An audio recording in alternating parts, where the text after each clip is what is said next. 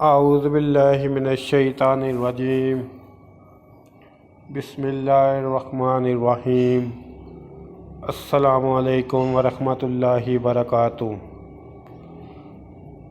جھگڑا چھوڑ کے جنت لیجیے۔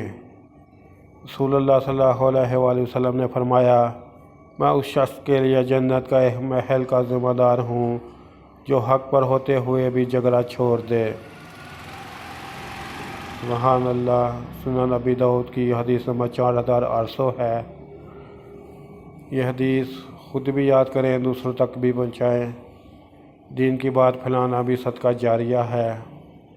اس کے علاوہ میرے یوٹیوب چینل جاسم نوکیہ کو سبسکرائب کریں، اپنے دوستوں سے سبسکرائب کرائیں